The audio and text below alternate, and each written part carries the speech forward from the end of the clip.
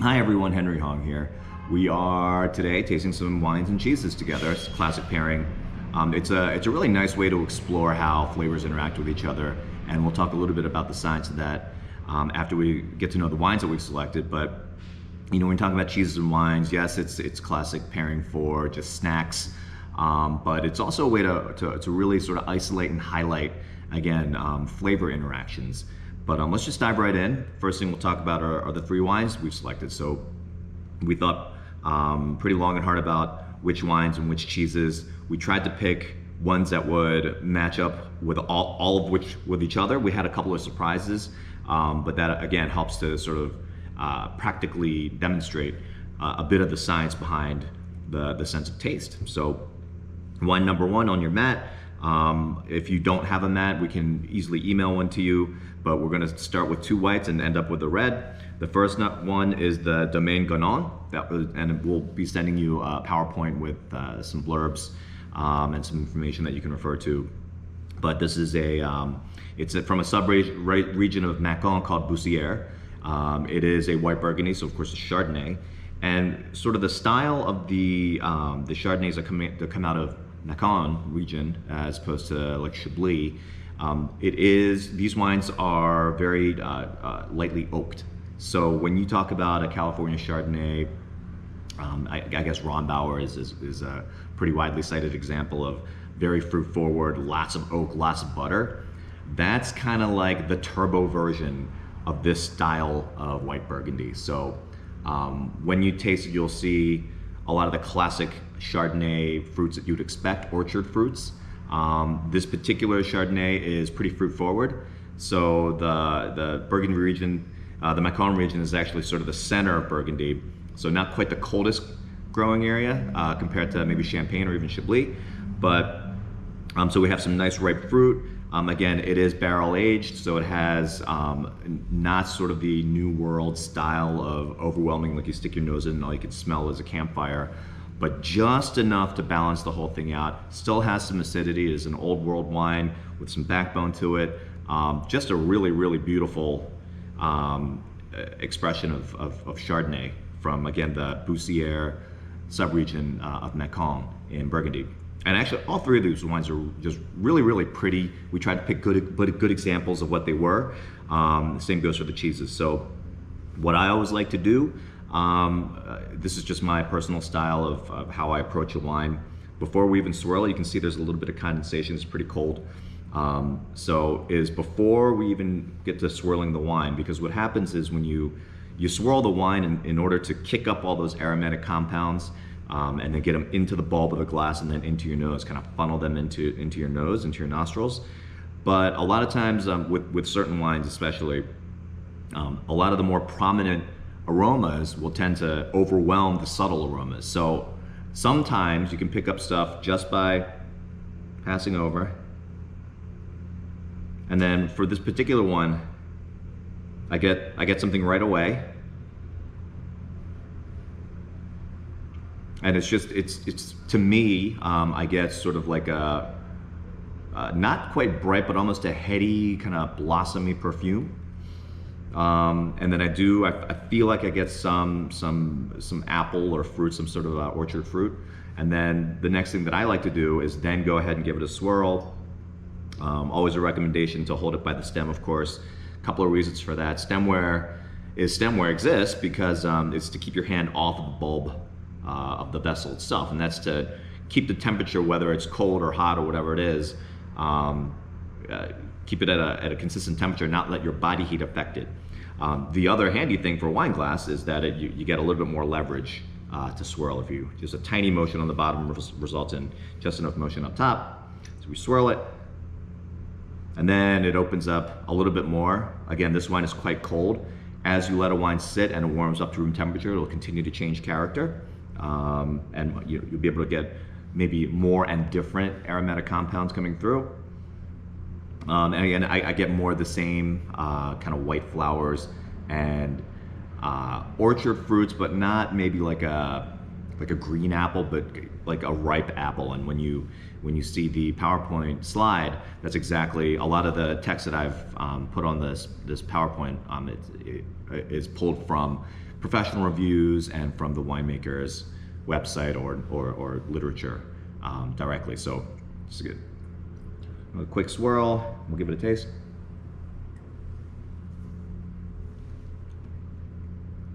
Again, really lush in the middle, nice acid on the back, a very sort of fresh tasting, very, very balanced. Now, if you maybe breathe out through your nose, you'll get a little bit more of that oak characteristic, just really super balanced, elegant, nuanced, but really easy drinking white Burgundy. It's fantastic. So this is my second go through, and it's just really, really great.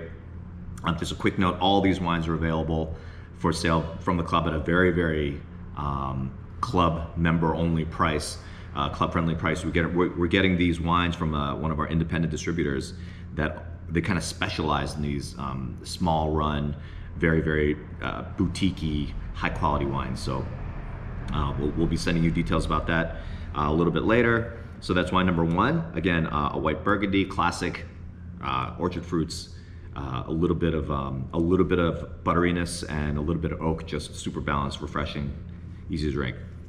We're just going to go right into wine number two. And this is, so we wanted to include a sparkling wine. So we have a white, a sparkling, and a red. Now red sparkling wines do exist. They're not quite the type of beverage that we wanted to show to highlight, again, the interaction between wine and food. But this particular one is from a winemaker. His name is Michael Lundin. They've been making wines out of Oregon for a couple of decades now, I believe. And all the Lundin wines I've ever had are really fantastic. And this particular one is notable for, well, a couple of reasons. One is that it is a Blanc de Noir. So of course it can't be called Champagne unless it's grown in the Champagne region of France. And this one is vintage, so it's a 2014. Often champagnes are non-vintage because one of the characteristics of great champagne is the art of blending wines to come up with a final product, and to highlight, you know, the best parts of certain plots of a vineyard, even within a single vineyard, and certain other vintages and things like that. So, but this is a 2014 Blanc de Noir. Oops, the lights went out on me. And so when you see Blanc de Noir, so champagne traditionally is made from three different grapes. Chardonnay, Pinot Meunier, and Pinot Noir. So the Pinot Meunier and Pinot Noir, if those are included, it can be called a Blanc de Noir. If it's just Chardonnay, which is a white grape, it will be a Blanc de Blanc. In this case, this is actually 100% Pinot Noir. So these are Pinot Noir grapes that are pressed. The juice is left in contact with the skin for a very short period of time. Now, Pinot Noir is a very thin-skinned grape, not a whole lot of pigment. And as you may or may not know, red wine is only red wine because of the amount of time that the skins are left in contact with the juice. So all of the pigment, except for a couple of very, very rare exceptions, all the pigment in a grape is found in the skin. So even with a red wine grape, especially, again, one with not a whole lot of pigment, if you take if the skins only spend a little bit of time in contact with the juice, you will not end up with pigment in the wine itself. And then alternately, the longer you leave red wine grape skins in contact with the juice, the more pigment you will extract, along with some other compounds like tannins, which are also found in the seeds and the skins. And so this one, again, now I really wanted to be able to see a little bit of pigment in this particular wine. I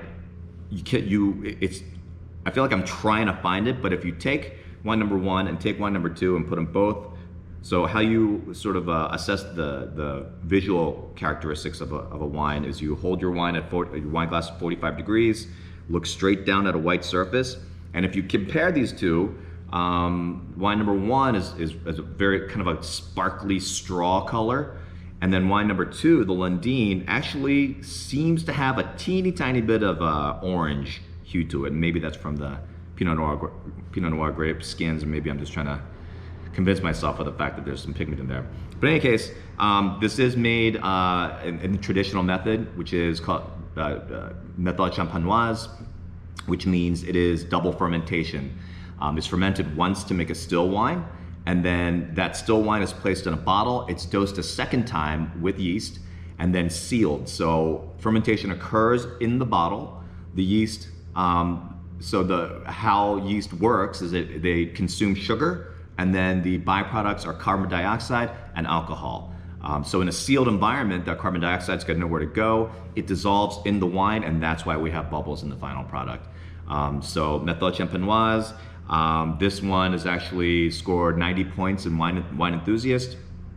Really hard to find, and it's delightful. One of the characteristics, if you take a look at it from the side of a sparkling wine, you want to see the size of the bubbles, the pearl. That is an indicator of what kind of texture to expect. So sparkling wines that are not made in the traditional method, one of the, I guess, the most mass-produced ways to do it is to actually carbonate it like you would soda. That's forcing carbon dioxide gas under pressure into the liquid. And those bubblers are really big, just like you would see in a glass of Sprite or something like that, or club soda. The traditional method is a much slower, gradual method and produces very, very tiny bubbles, and that will ultimately result in a kind of almost a luscious, creamy, and sometimes a foamy mouthfeel, and that's usually an indicator of high quality vinification. So we take, again, that same sort of approach, no swirling. First thing I get is some bakery notes, which is pretty typical of traditional method of sparkling wine, since yeast has spent time in this wine, in the bottle. They're called autolytic notes, where it is reminiscent of the product of any yeast risen product or yeast processed product.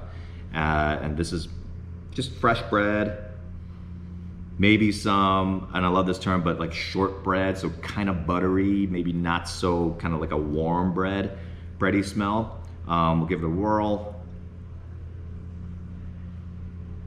And then do get now, the first time around I didn't get it so much, but some sort of like darker note. And one of the wine enthusiasts actually referred to it as a light lick of dark chocolate. And I think I'm actually kind of getting that. And if you think about very, very dark chocolate, low sugar, high cacao content, it does have that sort of, it has tannins, it's got those bitter compounds, and that would sort of make sense if you're using red wine grapes, 100% red wine grapes to make this wine. So we'll give it a taste.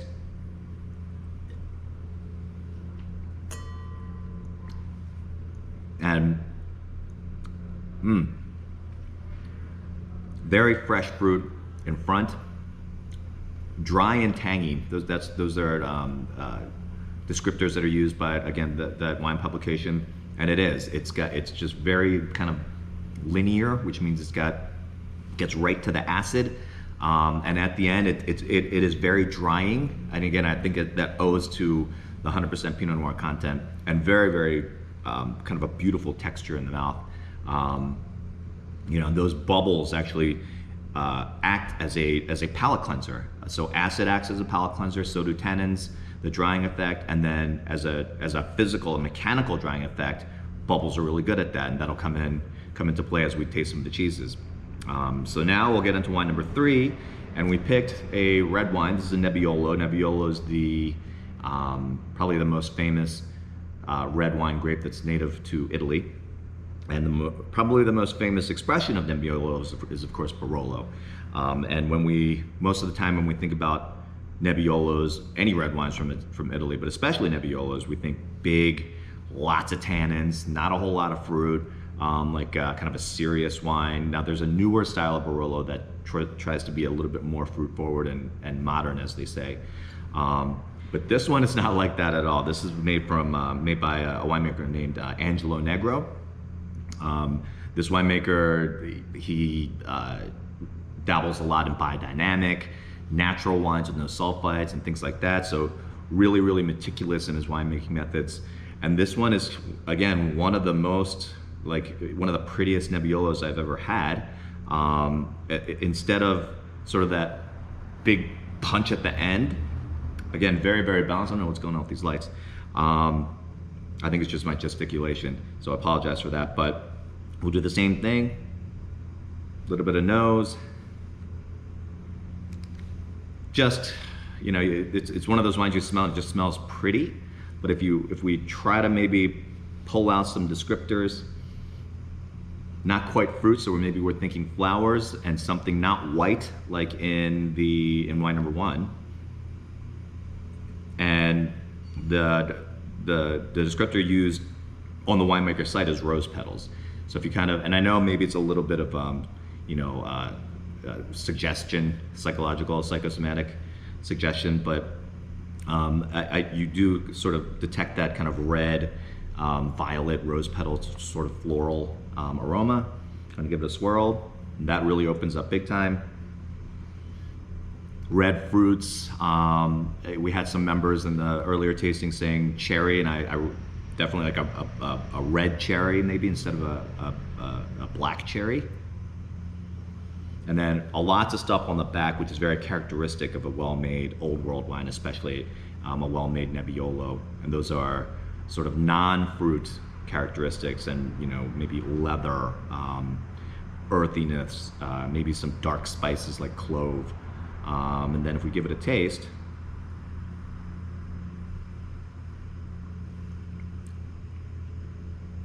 so wow, the tannins hit you immediately. That's that drying effect in your mouth, but definitely not overpowering, so that you got a kind of a baseline of tannin. But the acid is pretty well balanced. You've got a little bit of tartness at the end, but overall, again, really, really super balanced. Get a little bit more maybe tobacco type in the back there. Lots of cherry on the palate. Just a quick note about this, and this is a testament to the winemaking technique. So when we talked about keeping the skins in contact with the juice, typically for a white wine, it's maybe a day, if that, sometimes 2 days. For a rosé, so to pull a little bit of color out of those skins, maybe a couple, 3 days, depending on the varietal, if there's a lot of pigment in the skins or not. But for red wines, often it's about a week. This particular red wine is actually left in contact with the skins for 15 to 18 days, and then it's matured in barrels for a year before it's put in the bottle. So, and this is considered a drink now young wine. So, it has to age for a year before they even want to sell it in the bottle. And it retains a lot of kind of youthful characteristic, very food friendly. It's got a lot of tannins, but it's very, very easy to drink. It's a perfectly fine standalone drinker as well.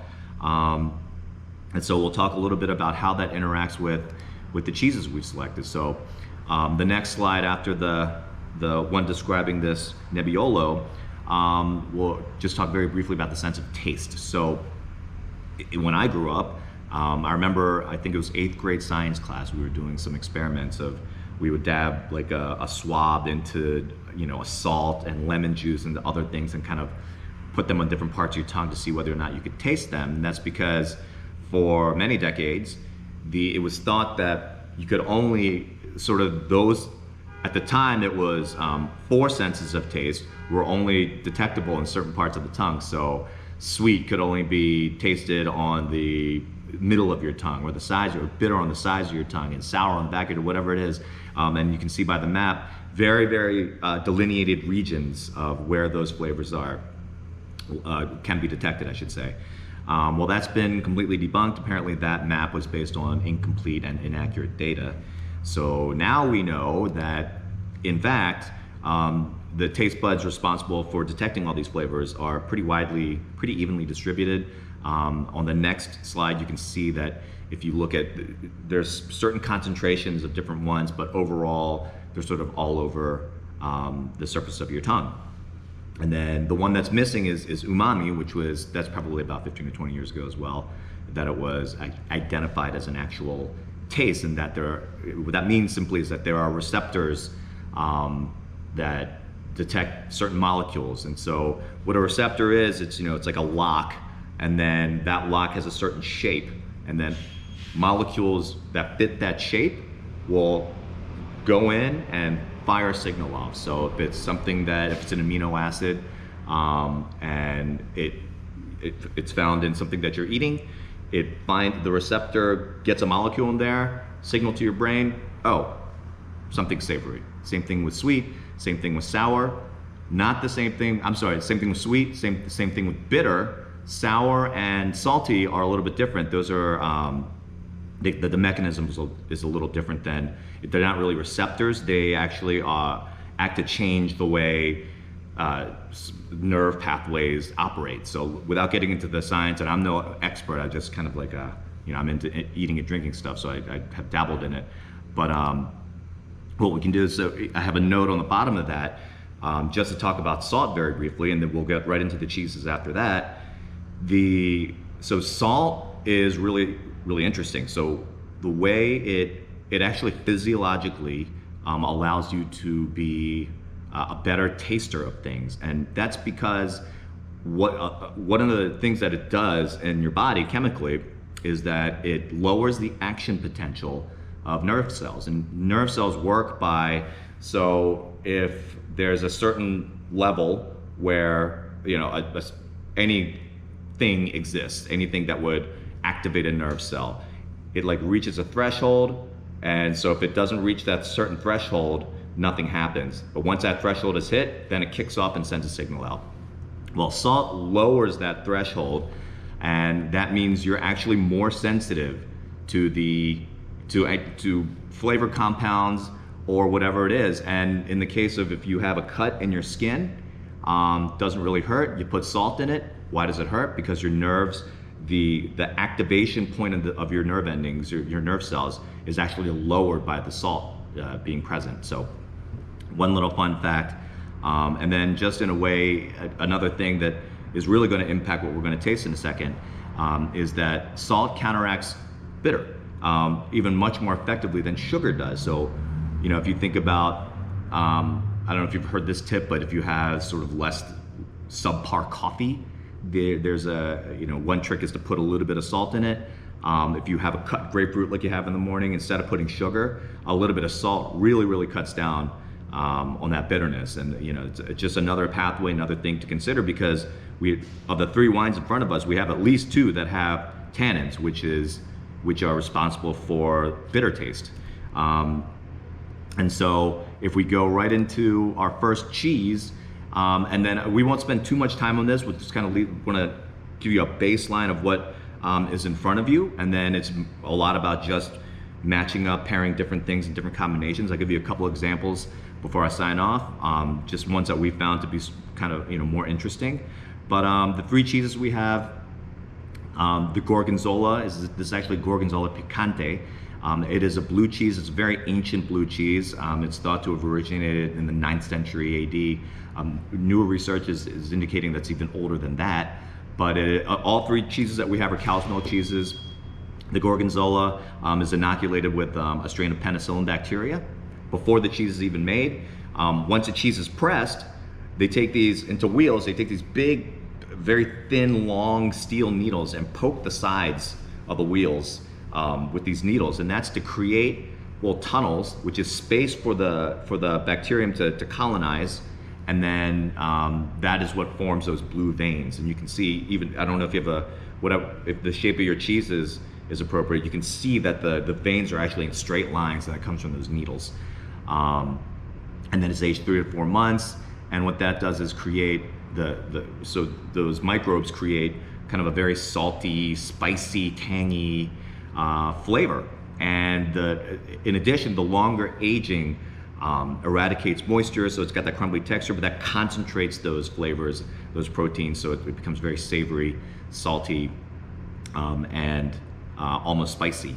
So one really nice experiment to try is, since we have something salty, and we have a salty cheese, we have also, if you look on your plate, we have just a quick rundown. We have our spicy nuts, which have some cumin, maybe some chili powder, sugar, brown sugar, salt, some house pickles. The cornichon, which are the little tiny cucumbers, are very salty and sour. Not very salty and sour, but they're kind of purely salty and sour. And then we have the pickled chips, which are the bread and butter pickle, the house bread and butter pickles, which have a very nice kind of sweet balance to them. And then we have some vehicles for these things, so some baguette slices and some crackers and things, and then 2 fruit sort of compotes. One is strawberry and one is peach. So if you try the Gorgonzola, which is salty, with each of the two wines that have some tannin to them, you would expect the salt to counteract the bitter, and they do. So I would recommend you taste now a Cornichon first. So you're talking acidic and salty, and then taste that with our most tannic wine, which is the red. And you might find, for us, it was kind of a mixed bag. Something about maybe the pickling brine produced a less than pleasant reaction with the red wine. It's sort of like a metallic effect. And then, so tasting metal is actually a galvanic reaction in your mouth. And it's, you know, when you put a penny in your mouth, those are electrical currents that are being generated along with the acid in the naturally occurring acids and things like that. So, and that's even more highlighted when you have something that's actually acidic. So, and then we maybe try the Cornichon, bite of Cornichon with the other sort of tannic wine, and we found that works a lot better. On the flip side, the other salty thing we have, which has maybe a little bit more complex background flavor, is the Gorgonzola. So now I would recommend trying the Gorgonzola with the sparkling wine number 2. And again, perhaps it's the acid in here, perhaps it's the sort of the autolytic notes that we were talking about. Maybe not the most harmonious taste, but then, and you know, between these strong flavored ones, I would recommend just a sip of water. Try the Gorgonzola, little bite, and then try the red. So now, again, we would have two things that are quite salty. One has an acidic component, and that makes a big difference in how they interact with these two fairly tannic wines. And I think we found that the Gorgonzola worked really nicely with the Nebbiolo, and it kind of worked out great because you know, we have the Italian cheese working so well with the Italian wine, and you know, they always say wine is made for what's eaten in that same area. So the next combination that we would try, that I would suggest, is we'll go into the Brillat Savarin, which is a kind of a rich, it's in the same family of cheeses as Brie, which is it's a soft bloom rind, and it's known as a triple cream. So when you see like a double cream or a triple cream cheese, really that's just an indicator of fat content. And when you see, so for Brillat Savarin, I think the minimum is 72% fat, but that doesn't mean there's 72% fat in the cheese itself. It's 72% of dry material in the cheese. It works out to about 40% fat content in what you're actually consuming. This particular Brillat Savarin is a little bit more unctuous, kind of more liquidy, but, and by the way, a lot of the more complex flavors are found in the rind. The rind is perfectly edible. You're supposed to eat the rind. Please eat the rind. And those earthy sort of, one of the descriptors is truffle. A lot of that is found in the rind.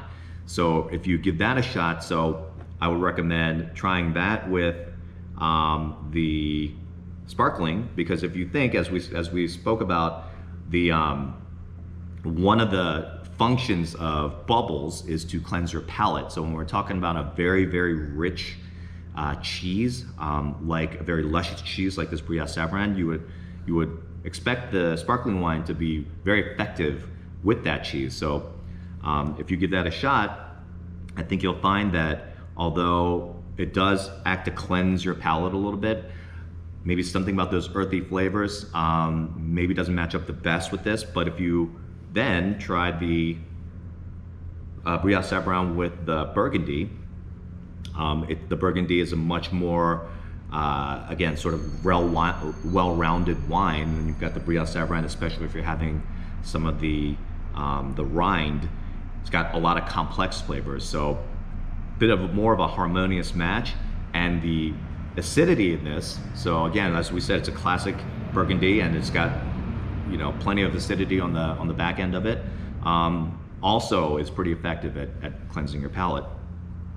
So lastly, and these are again just the pure cheese and wine pairings, just to get a baseline of how these things interact. Once we introduce the fruits and everything else, even more possibilities open up. So let's just wrap up with this very last cheese. And this is a super interesting cheese that we found. It's called Jeff's, and that's S apostrophe, because it's two guys named Jeff that made this that made this cheese. One of the guys is a cheesemaker from Wisconsin. So this is, again, cow's milk cheese made into cheese in Wisconsin. Then it's shipped down to Minnesota, where this other guy, Jeff, who's a cheesemaker, oversees the aging of this Gouda in a famous cave in Minnesota. And this sort of the odd thing about this cave is that it's actually warm and humid, this aging environment. So it's aged for 7 months, but it tastes like a cheese that's been aged much longer than that. Very, very complex, not too dry like you'd expect. So many aged Goudas have a very dry, crumbly texture. This one still has a very, very creamy texture, very rich mouthfeel, but it has those characteristic sort of almost caramel-like flavors that you'll often find butterscotch is one of the descriptors I think I used, that you'll find in Scandinavian cheeses. So originally, Gouda is a cheese from the Netherlands. This one is actually an American Gouda cheese. We tasted it, we kind of were blown away at how complex and delicious it was. And you'll notice that this cheese has those nice crystals, and they're often referred to as soft crystals. It's not really salt, but you'll find them in an aged cheddar, Parmigiano Reggiano. One of my things that I look for is certainly in an aged cheese, and that's only where you'll find them, because what happens, these crystals are formed by minerals being coalesced together to form teeny little crystals. So in the case of this cheese, so if you're finding crystals inside, there's two minerals that are responsible for crystal formation in cheese. The one that we are probably most familiar with, the ones that we're speaking of now, is made from tyrosine, which is an amino acid. So tyrosine is bound up in proteins in the cheese, and as the cheese ages, these proteins tend to unfurl, and as they unfurl, those tyrosine mineral molecules get together and form these crystals. Now there's another crystal that is made from, I believe it's calcium lactate, and that is kind of like if you have, again, an aged cheddar cheese, and then on the surface sometimes, if you leave it out for a little bit, you'll see kind of a white bloom. That's not necessarily mold, that could be calcium lactate. I'm sorry, calcium citrate, one of those. But again, the one that we're talking about that's found in this Gouda is our. Sorry, we had a battery failure there. So again, so those are what we're referring to are tyrosine amino acid crystals that have coalesced in the cheese and provide nice textural contrast. And then, so yeah, as I said, once you introduce the fruit component and then couple that even with the cheese, so we found that this particular Brillat Savarin works extremely well with the strawberry compote, which would make sense, and then that works extremely well with this number two. So the Brillat Savarin on its own maybe didn't pair so well with the sparkling, but with the addition of the strawberries, it sort of kind of smooths out maybe a little bit of the competing flavors and just works really, really beautifully. The peach worked really, really well with the Nebbiolo, so really fun possibilities.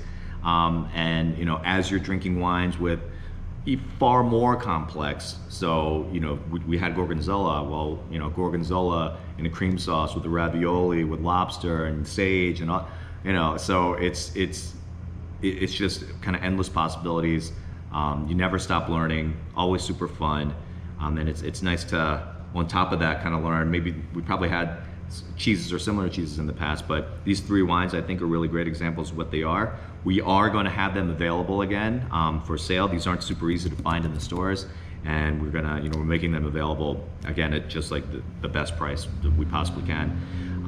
So yeah, any questions you have, please feel free to email me, henry@marylandclub1857.org, or Rachel, R-A-C-H-A-E-L @marylandclub1857.org. We're going to have a bunch more wine tastings coming up. One of which next week, I think there's time to still sign up for that. So if you're interested, this would be this coming Thursday. I'm sorry, the 25th, and we're going to have a winemaker from Burgundy. His name is Nicolas Rossignol. Makes some of the best wines coming out of Burgundy, the best Pinot Noirs certainly that I've ever tasted, and the guy's just fascinating. He's involved in every step of the winemaking process, from, of course, taking care of the grapes to even choosing the wood, the trees that his barrels are made out of. Just a fascinating guy. And then just tasting the wines as he's describing every step in the process that he's personally involved in. It's just kind of it's a really amazing experience. And he's going to be broadcasting on Zoom from his home in France while we drink wines with him. So highly encourage you to consider that. And yeah, look forward to having you back at the club and providing you with more of this online content that we're probably just going to keep doing because it's gotten such a great response. So thank you very much. Cheers, and we'll see you very soon.